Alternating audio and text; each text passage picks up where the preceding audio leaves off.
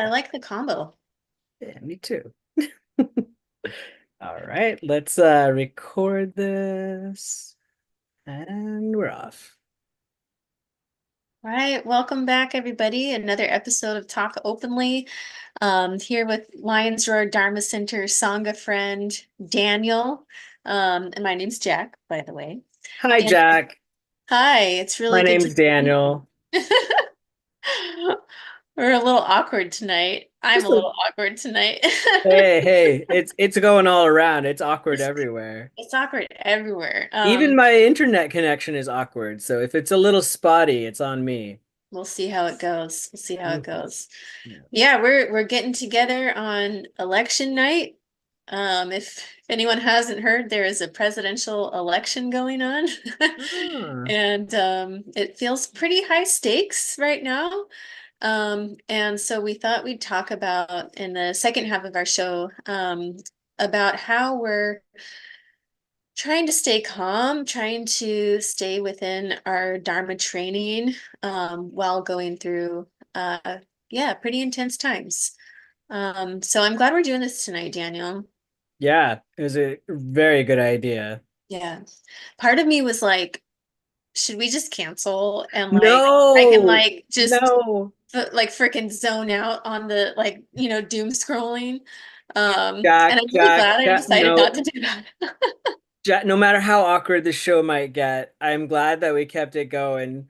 I myself, I know that I would be sitting there doom scrolling and refreshing, and Yep, that's just crazy making. This it is is a little crazy. reprieve. Just seeing your friendly face, hearing your voice, talking a little bit about Dharma and mindfulness practice.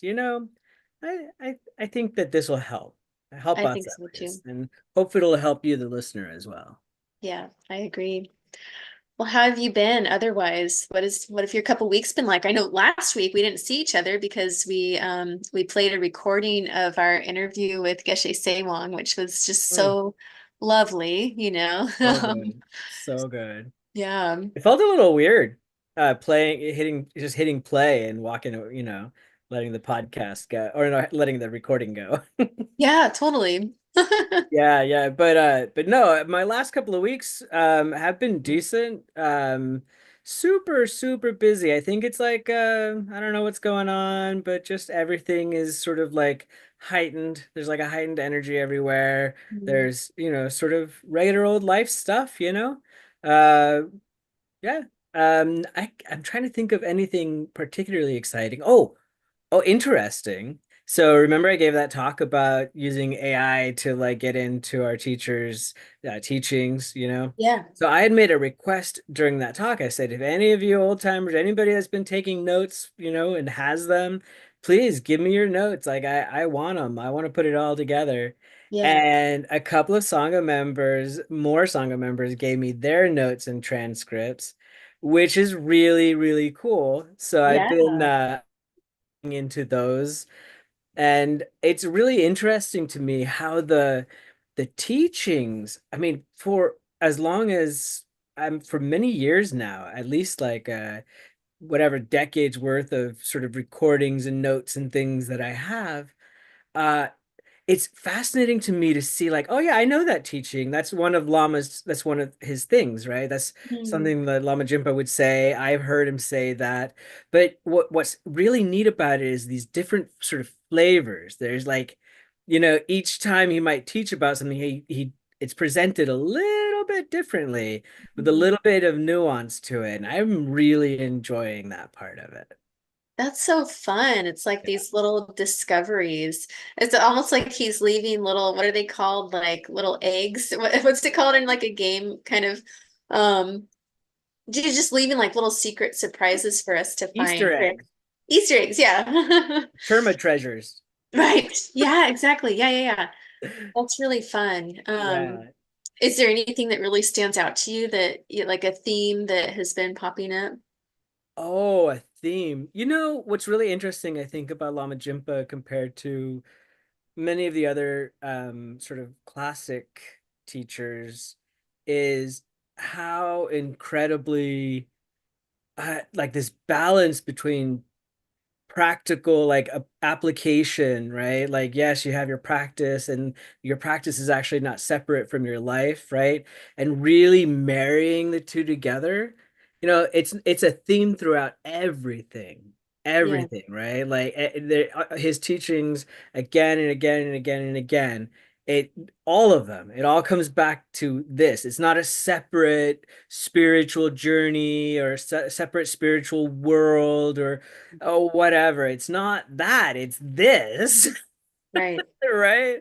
Yeah. Like what's right here right now, this is it, right? All of it, all of it, all of those fancy words, that we use, that we bandy about, all those concepts. It's not something other Right. than this. Right. And I know that we've talked about it before that like sometimes I know I really wish that there was that like other spiritual world that I imagine, emptiness Yeah, or yeah, whatever it might be, or like Buddha lands. And yeah, no, you're right that it's right here. This is what we're working with. And right. sometimes that feels like a letdown, right? But then other times it feels like, oh yeah, no, that means that this life is really sacred then. Right. And Right. really like We're not looking why for not? another life. It's not some other time in some other place, right? It's not, it's about this, right? Yeah. And yeah, man, that spiritual materialism got me good, right? Like I think I've talked about it a little bit, but it knocked me off. Like I'm still, I think, sort of struggling with the reality of what we just said, right? And that it isn't this hope for some bigger, better, glossier, more perfect, fancy something somewhere else, right? So like I've been thinking about, because of the election thing, I've been thinking a bit about like Shambhala vision, right?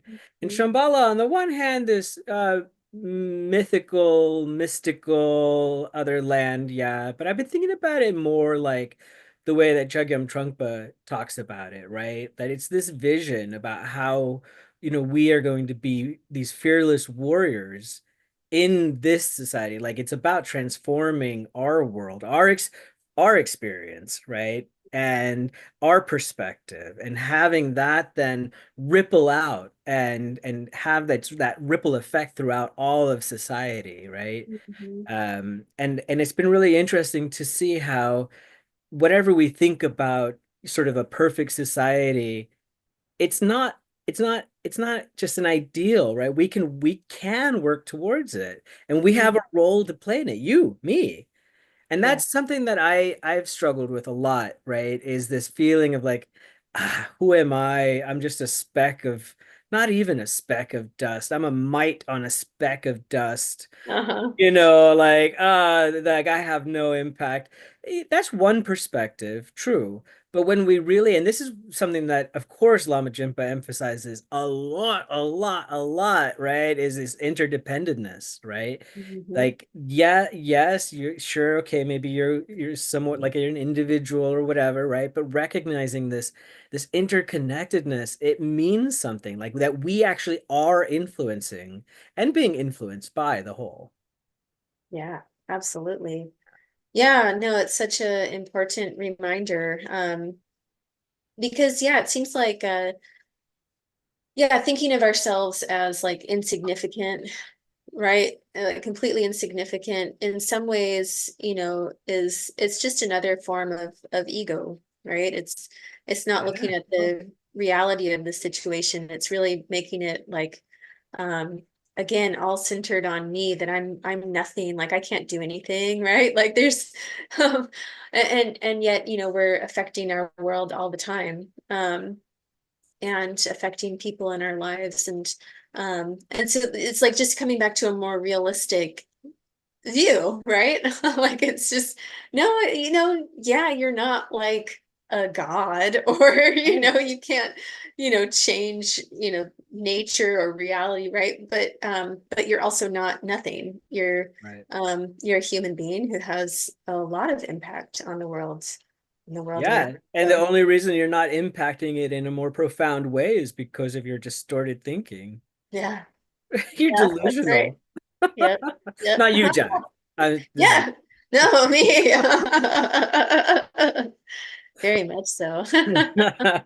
Yeah, so that's been that, it's been really it's been a blessing having like those notes, and like I've been doing that podcast thing with the notes, where I have it generate something and I give it some instructions and guidance on where to kind of take the conversation and stuff. And Mhm. because there's a rich repository of information there, right? Yeah. And left to their own devices, they'll cover a lot of ground, those AI podcast hosts, but give them a little specific instruction. I ended up with a nice 45-minute podcast that I've been listening to and enjoying the hell out of, right? All Wow. based upon these notes. And it's really fun to hear sort of this take, if you will, on Lama's teachings over a long period of time. It's been really helpful.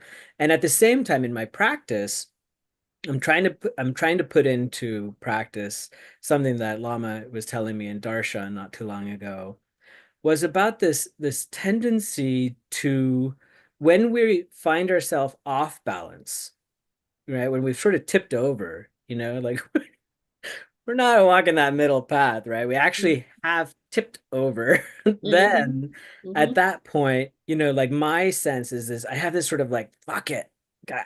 I'm just Yeah. fine. Fine. I'm no good. I'm not going to do this. This is too much work. It's a bunch of bullshit anyway. Blah, blah, blah, blah, blah, right?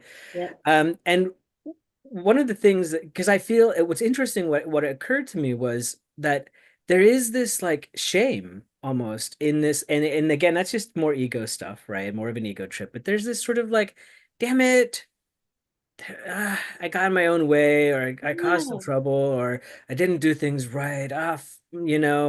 And there's this desire to sort of give up. And what was really helpful to me, and again, this sort of gets to his practicality.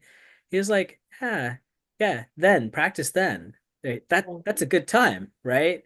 So Yeah. even if you feel like you're a complete failure, you don't know what you're doing, you've got all kinds of doubt, you got all kinds of craziness going on, that's a great time to actually do your practice, Yeah. Hell yeah. right? And Have you that, noticed any times recently you've been able to practice like in the like oh real yeah, yeah, time? yeah. Yeah. In particular with Guru Yoga, Mm. where that's one of those things where I find it easy to kind of be like, oh, I'm too whatever, my view is too distorted, or I haven't Mm. actually even meditated yet today, or I'm not a good student because I don't have time to actually, like, I'm not studying. I am. I just said I was studying, right? I just told you about it. But like I'm like, no, but I'm not sitting there reading books and making notes, and then, like I'm not doing this. So there's all this sort of like, I'm not this, I'm not that, and Not therefore good I enough. shouldn't.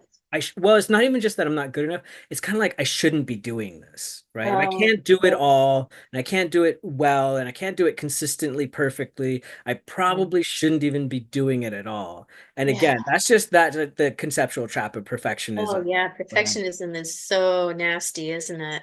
Exactly. And Llama will both personally and, publicly, make it clear that that's just not how it is, right? Yeah. Like you just Yeah. keep exerting effort, keep working, and what I like about this, Jack, is that when I follow his advice on this, what I notice is a this sort of the joyful mind arises. Then Mm. I can it come like it clears the clouds a little bit, right? Mhm. So it's Mhm. all like it'll be like all kind of stormy, I can't see the sky, and all I see is these fucking clouds, and they're just Yeah. whatever, right? And then before I would let that stop me, I'd be like, nah, this is not the right time to be doing anything, any kind of Yeah. spiritual practice. But by applying Lama Jimpa's advice, what I notice is a direct and immediate clearing, a little break, and I can see the sky, or I can sense the sky. I can, and then Yeah. there's this right? There's Yeah. this, there's this, it goes from being really tight, really high energy in a very tight zone to still being quite energetic, but it's more spacious, so it's not as destructive. Yeah, for sure. Yeah, That's really exciting. it is. And it's such important advice all the time. If we can be thinking of that way, um, life can really open up to us, or we're opening up to life, right? I into like that reality. correction. That's Yeah, right. yeah, Right. yeah, Yeah. Yeah, so good stuff. It's all, like keep plugging away, keep doing it. Another one of those famous llama sayings is the shit works. yeah, it does. Right? It really does. This stuff really does work. And I the way in which it works, the magic of it all, the mystical magic of it is not what I thought it was getting into all of it. But the truth of the matter is it's infinitely better. Yeah. It's very practical magic, right? Yeah, Yeah. yeah, it's very practical magic, and it's amazing to me how one of the things that happens is like as I get to see more a little bit more clearly and get a little bit deeper into my practices, it really does instill a lot of faith, Yeah. right? A lot of faith because I can, like I said, I can see. I'm like, oh my God, like this is what it does. I could witness it actually happening, a direct experience of it. Right. And that allows me to have a lot of trust. This isn't just like, Yeah. I'm It not builds just your like faith. I'm not just listening to, self-help books and things like that, right? Like Right. I'm really doing this practice that has proven itself to be beneficial for thousands of years. Right? Right. Right. Yeah, Well, that's exciting. it Uh, is. It is exciting. yeah, we're It's doing that. funny, Jack, I hadn't actually thought about it until you just asked me. I was kind of like, yeah, I'm just going about my business, right? But now that I reflect on it, yeah, Yeah, I have a lot of gratitude, and I'm happy to be walking this path, even though it's true, it does get pretty tricky at times. it does. Hell yeah, it does. Yeah. Well, and that's why we need Sangha, right? Is to reflect like, hey, you're still on the path, you're still doing it. That sounds good. Yeah. Keep Yeah, going, yeah, right? yeah, exactly, exactly. So Yeah. speaking of the path, Yeah. how's it look on where you are? Yeah, I'm on it. I am in a moment of uh what feels like a really big change in my life. And so it's one of those times where it's like, okay, I can see how tightly I'm holding on to my identity, like my sense of self. And so my partner and I have been in an open relationship for 8 years. But I've been the only one who's dated. Hmm. And the last few years, I haven't dated anybody. A couple weeks ago, my partner lets me know that he wants to start dating again, and that he's gonna make a dating profile online. And while I knew that this was coming, because we've been kind of talking off and on for the last few years as we've, finished up grad school, moved, all the things that eventually we would get to the point where we wanted to get back into that. It's been hitting me really hard.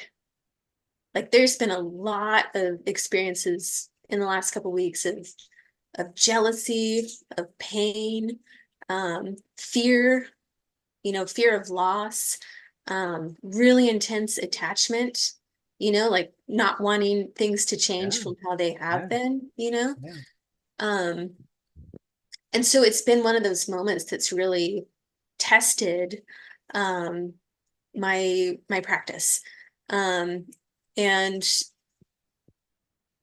just like you said, we can have these moments where, tapping into the Dharma, I see like, right, even this experience, this amount of like difficulty, this tension in my chest, all of this, I can't find a source.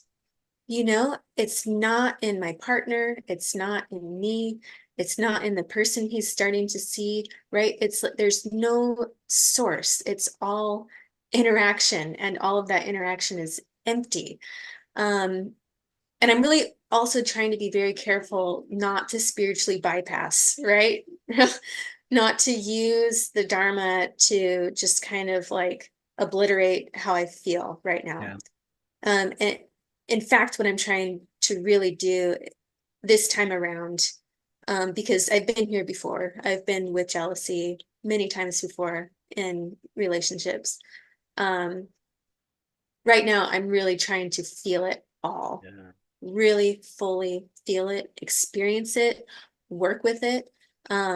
work to understand, like, but why? Like, why? Why am I feeling this way? What does it really matter ultimately? And not in kind of a nihilist way, like, oh, nothing matters anyways, but Yeah. like, but really, like, why does this cause so much pain? Mhm. And I keep asking myself those questions, and it really doesn't get to a source. There's no source. There's no ultimate source, at least. Of course, there's plenty of conventional sources, plenty of, like, oh, my dad left my mom when I was young, and that was very painful, and um you know, that I've gotten used to this relationship of, not having to worry about things, um and so I can see the conventional sources, right? But really there's nothing permanent about any of uh those sources. And also, like, it's really amazing to just kind of watch a feeling, right? We've talked a number of times about watching feelings, watch how they change. And jealousy itself is just a feeling. When it comes about, though, I don't know if you've had any intense experiences with Oh jealousy. yeah. Oh yeah. It feels like Oh yeah. where, Oh, like, my chest is oh just like yeah. totally like crushed. Yeah. I'm angry. I'm irritable. I'm sad. I'm Yeah. scared. Jealousy is a really complex emotion, It really is. right? Yeah. Um, and so I'm definitely working with it. I'm doing medicine Buddha occasionally. I have not strayed from my shamatha practice or my tantric commitments. So I know in that way, I haven't like fallen off, but I have definitely tipped over. There have been times where I've tipped over into um, uh, not a middle way, which I think sometimes it's okay because then I know, like, well, what is my center? What actually feels like I'm on the middle way? Um, and when I am on the middle way, I'm aware of my feelings. I'm conscious of my partner's feelings. I'm considerate and open to possibility. Um, and yeah, there's still some fear, but there's also like this recognition that, oh yeah, actually, right, I can't control circumstances. I can't control my partner. I can't even control my feelings, right? There's like so little that we have like in our control. So anyways, I'm not sure if I'm making sense. I'm kind of just Oh my God. It rambling. makes so much sense, Jack. Okay, good. Yeah, it's interesting because I think that anybody who's even considered open relationships, it is what you're talking about right here is the fear. So what Yeah. you're experiencing is this sort of this fear, because I think that on some level, m many people might agree, like, actually, I would love to live in a world where you didn't have to become monogamous or locked down or whatever and still be committed, still be Yeah. loving, still be all those things, but with more people and not being locked down, right? Like I think that there's an attraction towards that, right? Yeah. And then on the flip side, there's the recognition. Oh my God. It feels like if there was one circumstance that was going to challenge me and bring out all of my obstacles and all of my fears, my anxieties, my neuroses, all of that stuff, Insecurities, all the it things. would be in this context, Yeah. right? Yeah, so I think that for me, I've definitely chosen the simpler path, what seems like the simpler path of monogamy. But I know all those emotions. I know what you're talking about. It just feels so sort of like ripping apart almost. Yeah. Yeah. Yeah. Absolutely. Yeah. Wow. So I'm Hmm. working with it. I'm feeling all the feels. Yeah. Well, good for you sitting in the fire of your experience. Thank you. Yeah. Just sitting with it, just like, ooh, look at that. Yeah. Right? Yeah. Yeah. And also, Mm. when it feels too much, I also, like give myself a lot of compassion, like, oh yeah, this really hurts. Yeah. Yeah, Hey, yeah, little buddy, it's yeah. okay. Like Clara Brock says, like giving yourself a little hug and saying, it's not your fault. Yeah. It's Yeah. not your fault that you feel this way. It's Yeah. not your fault that things are the way they are, right? Like, Right. sure, you had a role to play in all of it, of course. So did everybody. So did everything, you Yeah. know? Okay. I can have a little bit of tenderness and compassion. I was just talking to my daughter, she's having relationship things, and we were talking about Yeah. it just a little bit before the show. Oh, And I one of the things that came up was this sort of like, why is it that in these sort of interactions, we find it so difficult? We reject any attempt at self-compassion and kindness towards ourselves, right? We might extend it all towards this other person or these other people or whatever, but there's like a harshness and a meanness when directed towards ourselves. yeah. And like that's really one of the biggest obstacles I think to overcome. How can we sit with those experiences, because it's silly to think that we would live in this world and not experience loss and grief and all the things that, the fears and stuff, right? That'd be Mhm. silly. And Mhm. so, you're not turning away from it, just being with it like that means that you actually your own tenderness and compassion towards yourself might it has to kind of grow to encompass Yeah. all that. I think it really does. In fact, I'm really recognizing the necessity for self-love, and self-compassion through all of this. Otherwise, I think I'd be extremely bitter and angry. Yeah. And so, Maybe reactive. reactive, yeah. And so it's really a moment where I'm recognizing that yes, I also am another sentient being who's trying to, achieve happiness in all these different ways. I deserve compassion as well. Yes, you do.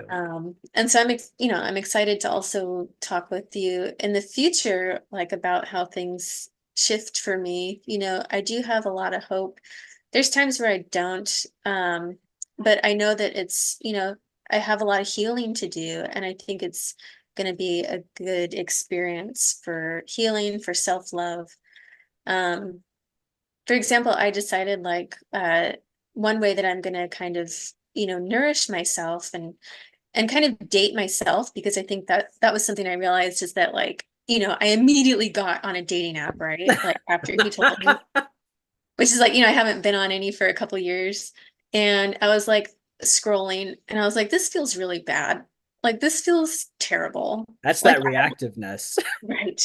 Like I don't want to use people to fill No. the void, Right.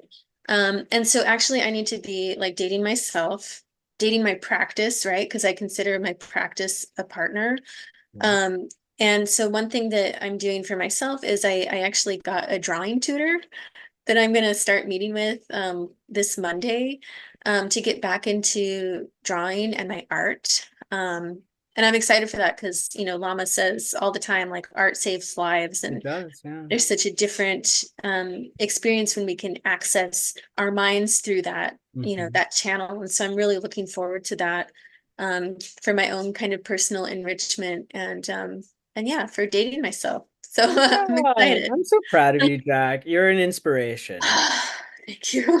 I So you appreciate know what? Even though it may be really hard for you to go, it will be really hard for you to go through this, and experience the growth and healing and everything. The good news is that because you're committed to sharing it with me and the rest of Talk Openly, you are not just doing this for yourself. it. So everything that you're learning and sharing is helping and healing for more than just you. It's in fact positive proof of the ripple effect. That by Thank you. you being you, taking care of your shit in your regular old life with your partner, all of that, you doing that and doing it in this wise, compassionate way, it will benefit you. It will benefit your partner. It will benefit your partner's partners. It will benefit me and it'll benefit anybody else who's listening to the show. So thanks for doing that.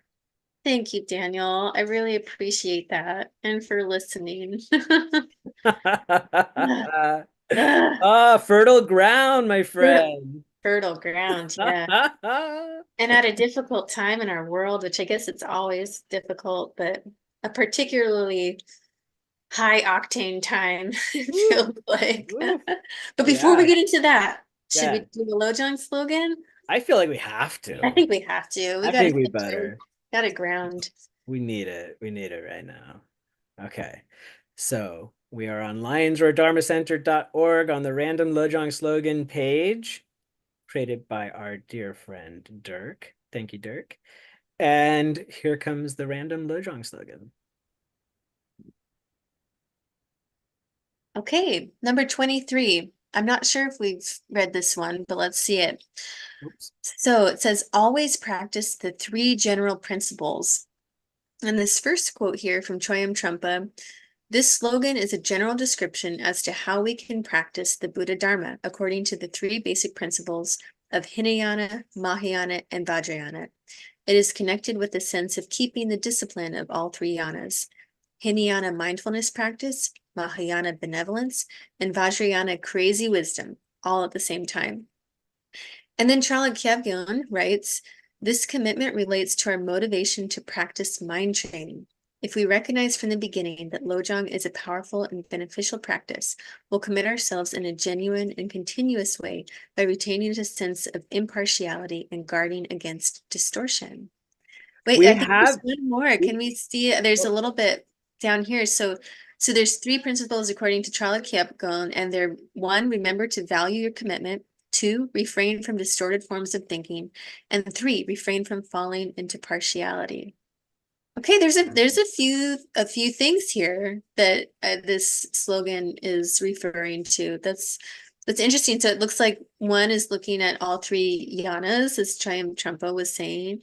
And then Charlie Kyabgon's kind of saying these three principles are about valuing what you're doing, right? Your commitment, trying to develop wisdom, getting out of, stupidity, and and then also practicing equanimity. So that's interesting that there's kind of two different tracks here. Yeah, I wonder, it made me kind of wonder if there isn't actually a relationship between the three yanas and these There must three be. principles, right?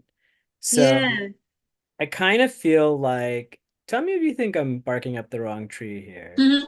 but it seems to me that to remember to value our commitment would be the discipline of the Hinayana, right? Like vows, like ethical principles, ethical Yeah, living. yeah, ethical Mhm. living, exactly. Mhm. And it seems to me like uh refraining from partiality might be a Mahayana sort of Maybe like thing. bodhisattva Exactly, right? activity. Like, yeah, Hmm. exactly. Not like basically having this great compassion towards all beings and not having it be one side or the other or limited in any way. And Hmm. then the wisdom of Vajrayana practice with the refraining from distorted forms of thinking. I kind of Yeah. wonder if there isn't maybe some kind of a relationship between the two. Yeah, no, that is really interesting. And I think that breakdown would make sense if there was that kind of correlation. Yeah. Yeah, I think Dirk's a pretty smart guy, and I think he put them together for a reason. Agreed. Agreed on all of those points. Right. Yeah, for sure. For sure. But I Right. think this will come out in our discussion as we keep talking about how this particular Lojong slogan might actually be applicable Yeah, great. Yeah, within. because yeah, we need to center in all of the yanas if we're to do kind of yeah, do the training during these times. I'm gonna Engage. copy the three principles there at the bottom, Sounds good. and Yeah, then great. maybe we can refer to them a little bit later. And Ah, here we got, is this Tara? it must be. Yes, it Must be is. Tara. Oh, beautiful. Uh, Love Tara.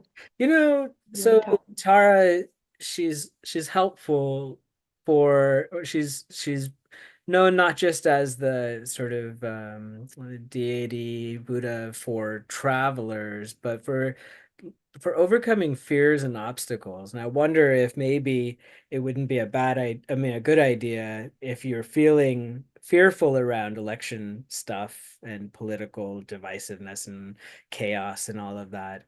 if maybe some Tara mantras wouldn't be helpful. Oh yeah, most definitely. Yeah, it couldn't Yeah, hurt, huh? yeah, it couldn't Mm, hurt. no. Yeah, I find Tara mantras to be really pacifying for Yeah. my intense emotions.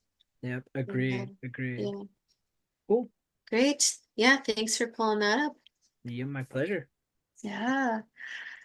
All right. I was tempted to ask you if I should look at the results so far, but I don't know if that's a good idea.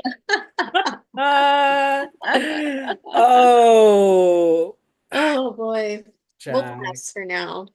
Yeah, Um, let's leave it for now. pass for Maybe now. maybe Yeah. if it comes up at at a time, if it seems like a good thing to do, do it a little bit later. Once we've developed some equanimity, right?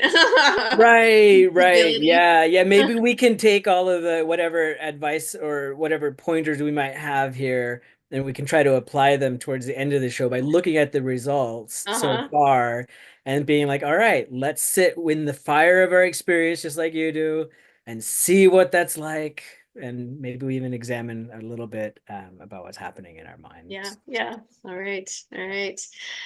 So Daniel, how are you feeling right now about election stuff and how are you staying centered? Yeah. Well, ignorance is bliss. Sure can be. Yep. I haven't heard a Buddhist teacher say that actually. Right.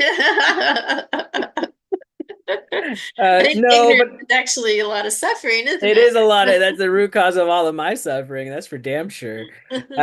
So no, largely I'm paying attention. I've got my finger on the pulse. So I'm aware, like I'm checking results and whatever, thinking about it, but it's not really pulling me too hard. There's a lot of sort of wait and see, regardless of outcome, because my sense is that things may not be, they may appear settled for a minute and then they'll get unsettled. So I feel like we're in for like whatever happens tonight, it's the election results will be known tomorrow. But then I think that there's more to come after that. That's Yeah. just sort of my general, past performance sort of Yep. thing. And so I'm kind of holding on for the long ride and trying to just settle in for whatever is going to come as a result of this. Um, but I don't have too strong like I'm not too pulled by it. You know what I mean? Like Yeah. it's not something that moves me quite as much as I think it does other people. And I Mm-hmm. think that's largely because of my privilege as a white male in Mm-hmm. America, you know? Mm-hmm. Um, I think that I can kind of be like, well, whatever happens, I'm probably going to be all right, you Yeah. know?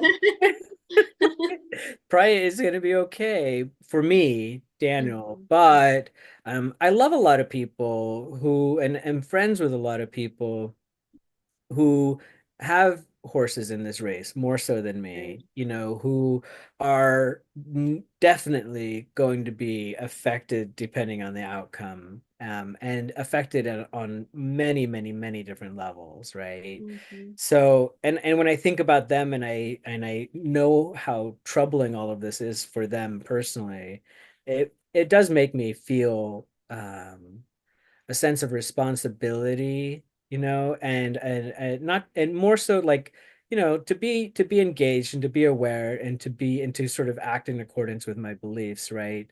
I don't know, I'm not a big election believer in the sense that I don't think Yeah. that, again, me personally, my vote, necessarily matters. Right. But I do think that expressing ourselves and being in line with our beliefs, whatever they are, is important. And so I think, voting and participating in the system is good for me. So Mhm. I went ahead and did that early this morning Yeah. and felt good about it. It was nice. I was able to have good, intelligent conversations with friends about the various, not just so it's a presidential election, but there's more than just, Yeah. there's other things up for that are being voted on. Right. Some of them on a national level, some just on a state level, and some on a local level.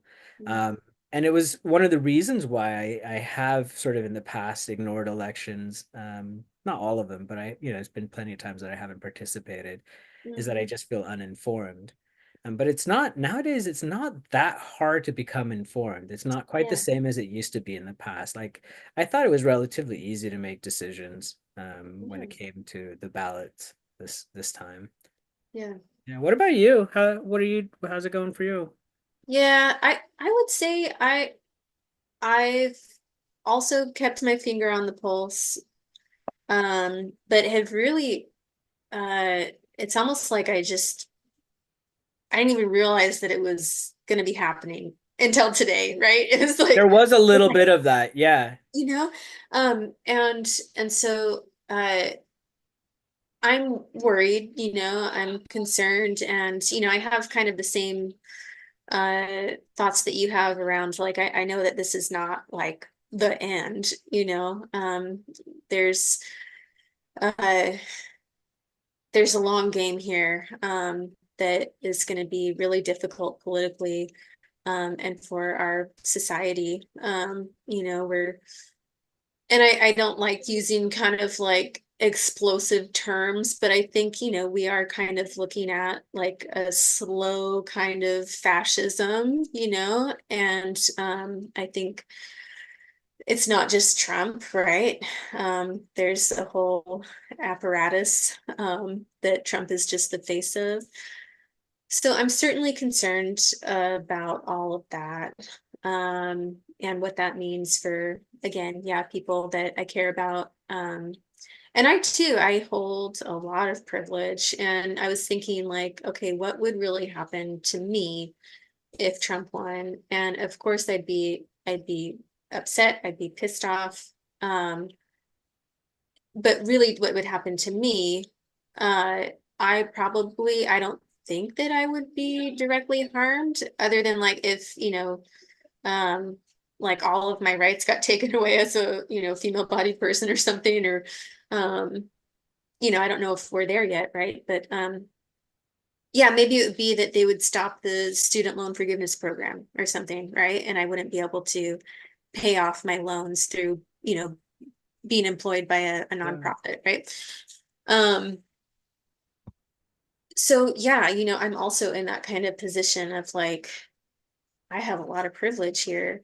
Um, and so for me, I think my practice at times has been, I'm trying to do either kind of like Tonglen style practice or mantra practice, where I visualize all of these political figures, people who I'm upset with, right? People who are doing harm, um, and just really trying to send some healing, right? Because I want them to heal. I want us all to stop hurting each other. Like that, Yeah. I really want that.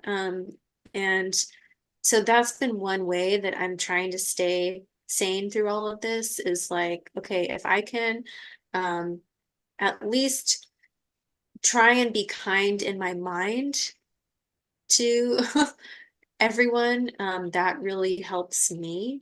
Yeah. Um, and maybe that will influence the people around me. I don't know.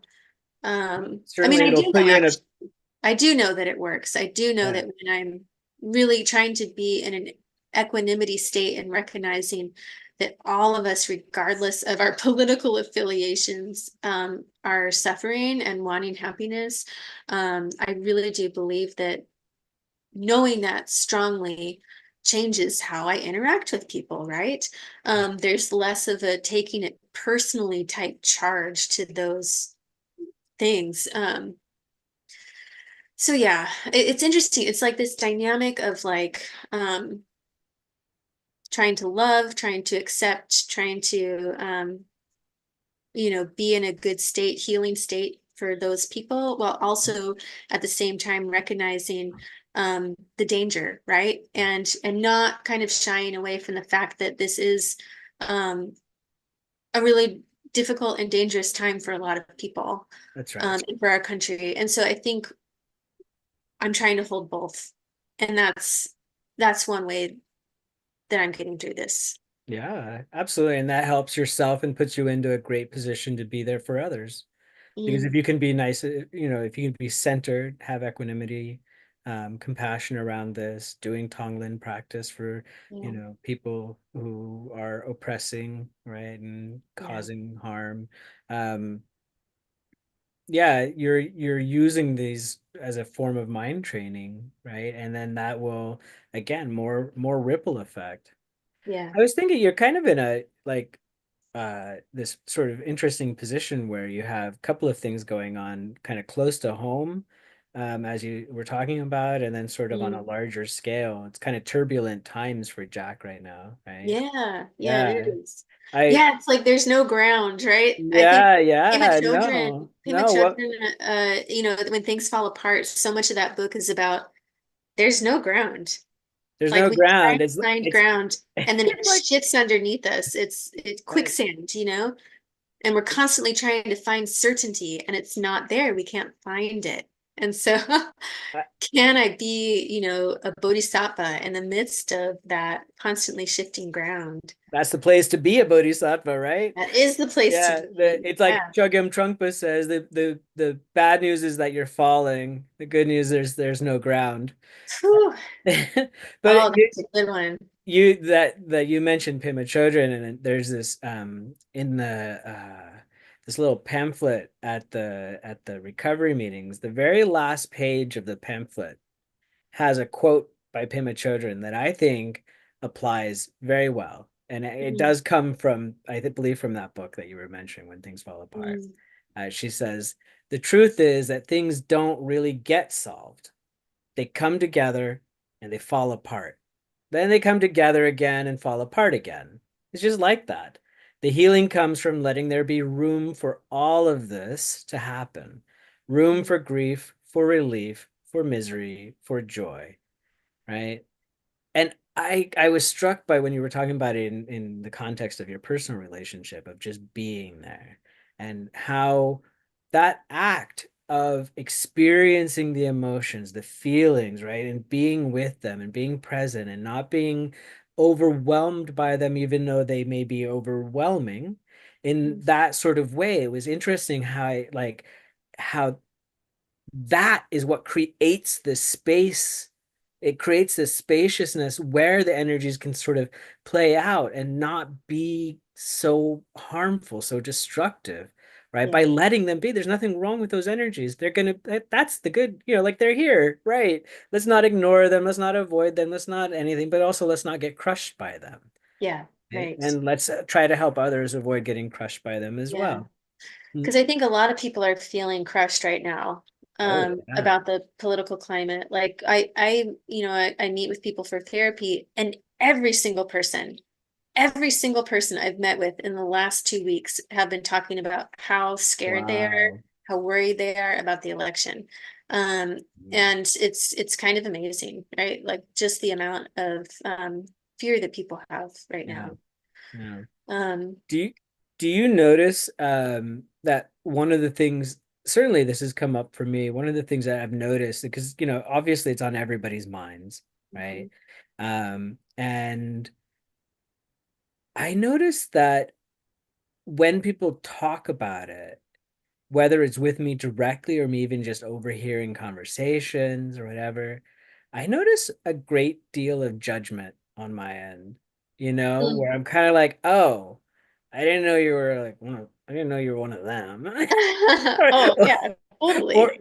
or like, oh, you seem to be right on all these things, but that point, no. You're wrong about that one, right? Oh, we can get so judgy with politics, huh? So judgy, man. So judgy. It's Yeah. it it's easy, right? Like I love like the witnessing what happens when I see the trucks with the flags Oh my God. flying and Right. all of that stuff. And I like oh my God, all the judgment and my assumptions and beliefs and everything just like comes like a big old stinky fart. And then I'm like, okay, right. Actually, the person driving that truck right there and the person that they want to be president and everybody in between, the entire system, all the people's the apparatus, as you mentioned, every individual involved in this has indestructible goodness in Buddha nature. Yeah. Oh, Yeah. that's a tough sell, Jack. That's a tough sell. Sometimes, like, it's okay if I'm sitting there meditating and the incense is burning just right and all of Yeah, that. right. Then I'm like, oh yeah. Yeah. But then, Yeah. when I actually like am face to face with it and it's right in front of me, Right. Breathing in their diesel smoke. oh, Right. rolling coal in your face. Oh, It's a little different than the incense, huh? yeah, yeah, yeah.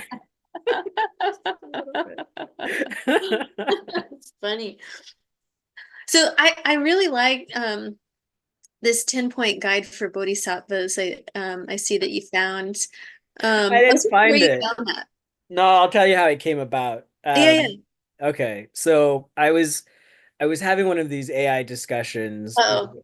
Yeah, yeah, yeah. I know. Bear with me. Bear with me. Bear with me. So I'm glad you like this 10-point I guide, though. do.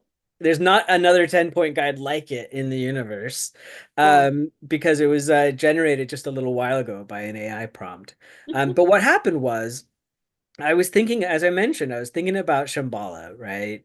And Yeah. how just like with my own practice, how I have this tendency to sort of fantasize and idealize, and I'm like, oh, there's gonna be like palaces in Shambhala, and the air is gonna be clean, and the lions will be lying next to the lamb, and we'll all just be singing Kumbaya together, and it's all like that. And then Uh-huh. I remember, the reason I started thinking about this, I remember Lama asking one time, "Do you guys think there will be lawyers? There ought to be lawyers and attorneys in Shambhala." Right.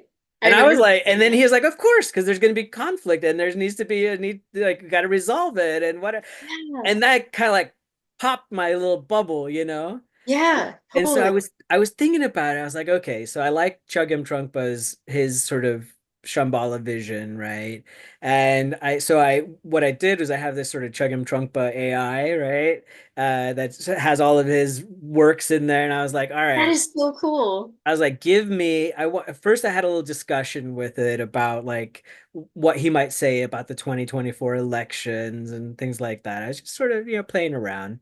And then I said, well, all right, you with a Shambhala vision, what would Trungpa suggest for Bodhi? Would you please give a 10-point guide for bodhisattvas who wish to develop Shambhala vision in the middle of all of this chaos and divisiveness and all of that, right? Yeah, And out yeah. came this 10-point guide. I think that let's go over a couple of Let's them. read. Yeah. Maybe we should Yeah. bounce back and forth, read one. Yeah, go, you hit it. Yeah. Okay. So the first one that they came up with, I don't know what pronouns they'd have. I'm just using they. Embody basic goodness. So remember that everyone has inherent goodness. Approach conversations and conflicts with this understanding at the forefront. Just like you were saying, Yeah. that kind of meditation that like, oh yeah, even that person. Okay, even that person, right? Well, yeah, not just that. Like, of course, we want to embody basic goodness, but we have to recognize that other people do, in fact, embody basic goodness. Yeah. Just because they too are acting out of a distorted, twisted perspective, right? Just because they have sort of a samsaric grasp on things, doesn't mean that their Buddha nature is shining any less brightly or is no, it's indestructible, it's goodness, it's pristine, right, for all beings. And so remembering that what we begin to see is if we have that assumption, we can see, oh, I can kind of see why this person is voting the way they are or arguing for the position that they are. I had that experience just this morning. I was listening to somebody arguing for greater criminality, and more sort of throwing people in prisons and stuff. And it came from I could hear his argument. I heard his reasoning, right? It was Yeah. very caring towards all people involved. He just Mm, arrived at a different conclusion than me. mm.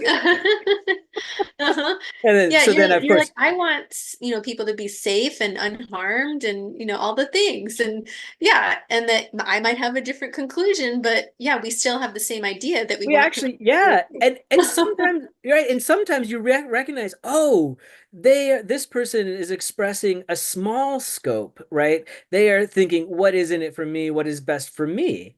Which is Mm, still an expression of that basic goodness, right? mm, It's maybe a little like there's this misperception, there's this misunderstanding, fundamental, right? But wanting for their own well-being, happiness, and their local community, their family to be healthy and happy and to thrive, nothing wrong with that. uh-huh. Okay. Like maybe your interpretation of what you ought to happen to make that arise is, maybe we can Yeah, disagree about that. But I think right. that ultimately having that assumption about their basic indestructible goodness is a good place to start. It does change how you engage with people, certainly. Yeah, I'm gonna pick. I don't think we have time to go over all of them, yeah. right? But I think that one of the ones that like stands out to me because of its sort of inherent bodhisattva quality is what's listed here as point number 8. Act selflessly for the collective good. And it says Mm, to prioritize actions that benefit the community as a whole. Let your contributions be guided by service rather than personal gain. This yeah, is this is what I was kind of getting at earlier about recognizing my privilege here, right? Like I'm probably going to be okay regardless of the outcome, me personally. But then when I'm mm, like, oh, but what about everybody? What yeah, you yeah, know, what about not just like my neighbors, but like everybody, right? Like yeah, what is sort of ultimate? Well, me participating rather than just sitting home on the couch is valuable. That's a contribution. So good. Okay. And then within that, every choice that I made was an attempt. Was an attempt. I'm not saying that I made all the right decisions, nothing like that. I'm just saying was an attempt to do just that. That I would like I framed it all through this lens. Like not what is going to make Daniel's wallet a little bit fatter or make his business a mhm, little bit easier or make his taxes a little bit less, but like okay, I recognize that those are all fine things in and of themselves, probably, but what's actually going to have the greatest sort of net good because yeah, when we recognize that interdependence we know that we're never going to be okay. I Daniel am never going to be okay as yeah, long as the people around me anywhere are I suffering, remember. right, or Yeah, are being oppressed or taken advantage of or robbed of their rights. yeah, That's not going to ever be okay. I'm never going to be okay with that. right, right, yeah. Which is it's such a stark realization, right? Because it is so much easier just to be like, I'm gonna just clamp down, right? I'm just gonna think about me. I'm just gonna think about my family. Like my dad really does that. Like Yeah. he's really like, I just want you guys to be safe and like you and your siblings to be okay. And I always have to be like, Dad, we're only safe if other people are safe and other people's needs are taken care of, and she has a hard time seeing that. Yeah. Um, yeah, but Yeah. I get it, that there is um this difficulty in seeing the collective good and how that actually enhances our safety and our goodness. Right. Um, Maybe, as we wrap up, I wanted to just share the second one here, and that's cultivate fearlessness. And they say engage with challenging discussions and situations without fear, face discomfort with courage, and view it as an opportunity for growth. Yeah. And I like that one just because that whenever the phrase kind of like beyond hope and fear comes up in the text, I just feel so inspired. Yeah. There's this element of, indestructibleness of Right. the Dharma, of our training, of our Samaya with our teachers, right? That we can know that we are on this path and that, we can transform and we can transform others, right? Um, that's just the logical conclusion of what we're doing, right? Of our training. And so to cultivate fearlessness in that and really trust it, I think is going to help us in these kind of difficult political times and Yeah. all other times, right? Yeah. And that the Lions Roar, what the meaning behind that? So we are both part of the Lions Roar Dharma Center, right? And the Lions Roar is oftentimes thought of as sort of pointing to the fact that all situations are workable. Yeah, Whatever is happening, it's all still workable, that's right. right? And that Yeah, we have a role in it. Like, don't absolutely. disengage, right? Yeah, Try to see clearly, try to work on it, and then yeah, act. yeah, Yeah, that's right. That's yeah. right. Well, Daniel, thank you so much. Thank you, Jack. I'm glad we didn't look at the results together. Me too. Yeah, I'm gonna, I don't know if I'm gonna look at them right away, but regardless, we have our training, we have our teacher, we have one another, and we are gonna get through this. So We're thank not you. alone. We're not And alone. that's right. We have support. That's right. Good night, everybody. See you Good next week. night. Bye, Jack. Bye, Bye, everyone. Dan.